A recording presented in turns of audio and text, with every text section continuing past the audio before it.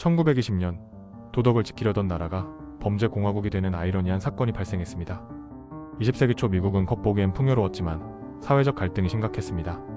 산업화가 빠르게 진행되면서 도시 빈민이 늘고 범죄율까지 치솟았습니다. 정치인들과 종교 지도자들은 문제의 원인을 술에서 찾았습니다. 개신교 금욕주의 전통은 술을 사회의 악의 뿌리라 여겼습니다. 남편들이 술에 취해 가정폭력을 일삼고 임금을 술값으로 날려버리는 일들이 흔했죠. 1874년 오하이오주 클리블랜드에서 창립된 여성기독교 절제연맹은 술을 사회에서 몰아내야 한다며 정치운동을 벌였습니다. 1차 세계대전으로 식량이 부족해지자 곡물을 술 대신 빵과 군수용 식량으로 써야 한다는 여론이 생겨나면서 금주운동은 더 큰 물결로 번졌습니다. 결국 1920년 수정헌법 18조가 발효되며 미국 전역에서 술의 제조, 판매, 운송이 전면 금지되었습니다. 이것이 금주법이 등장하게 된 시대적 배경이었습니다. 미국 정부와 금주운동가들은 술이 사라지면 가정폭력이 줄고 범죄가 감소하며 노동 생산성이 높아질 거라 기대했습니다. 그러나 합법적으로 술을 마실 수 있는 길이 막히자 사람들은 곧바로 다른 방법을 찾기 시작했습니다. 밀수업자들은 캐나다와 멕시코에서 술을 들여왔고 도시 곳곳에는 불법 양조장이 생겨났습니다. 사람들은 비밀리에 운영되는 스피크이지라 불린 술집으로 몰려들었습니다. 이 비밀 술집들은 겉으로는 카페처럼 위장했지만 안에서는 술을 판매했습니다. 입장할 땐 암호가 필요했고 주인들은 경찰에 뇌물을 주며 단속을 피했습니다.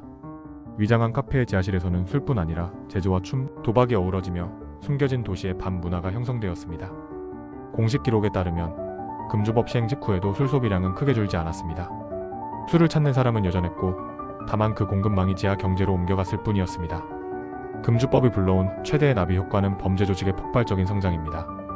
알카포네는 금주법이 없었다면 지역 건달에 불과했을 겁니다. 하지만 술이 불법이 되자 술은 금과 같은 가치가 매겨졌고 범죄 조직은 이를 독점하면서 막대한 부를 쌓았습니다. 시카고의 알카포네는 수천 개의 스피크이지를 운영하며 약 1억 달러를 벌어들였습니다. 오늘날 가치로 수십억 달러에 해당하는 돈이었죠. 그는 경찰과 정치인을 매수했고 도시 전체를 장악했습니다. 금주법은 의도치 않게 갱단에게 독점 기업의 지위를 부여한 셈입니다. 그로 인해 범죄 조직 간의 전쟁이 일어났습니다. 1929년 성 발렌타인데이 학살 사건은 경쟁 갱단을 무자비하게 제거한 대표적 사례입니다. 당시 총성과 피비린내가 미국 대도시 곳곳에서 빈번히 터져나왔고 시민들은 두려움 속에 살아야 했습니다. 금주법은 술을 사치품으로 만들었습니다.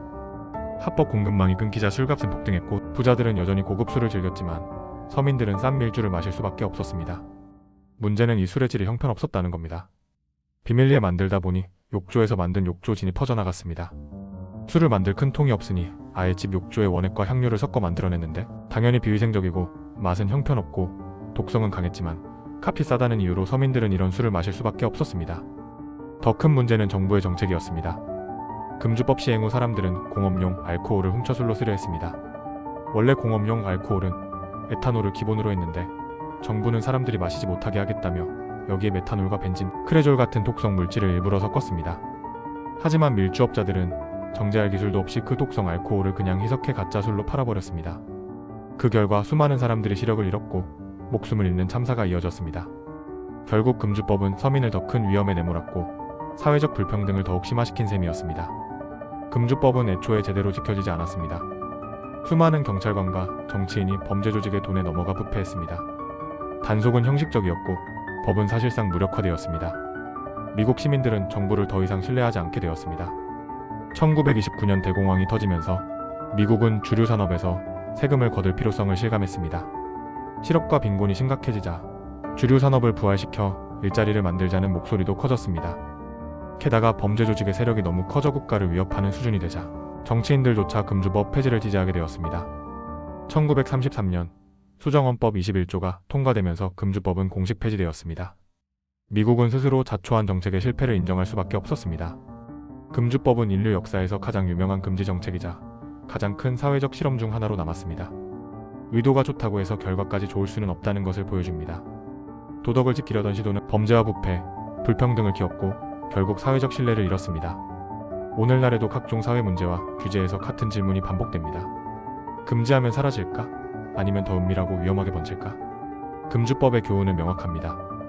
욕망을 억누르는 법은 결국 실패할 수밖에 없다는 것입니다. 문제는 그 욕망을 어떻게 다루고 사회적으로 안전하게 관리할 수 있을지에 달려있지 않을까요? 오늘 이야기가 흥미로우셨나요? 좋아요와 구독, 알림 부탁드립니다. 여러분의 관심이 다음 이야기를 만들어갑니다.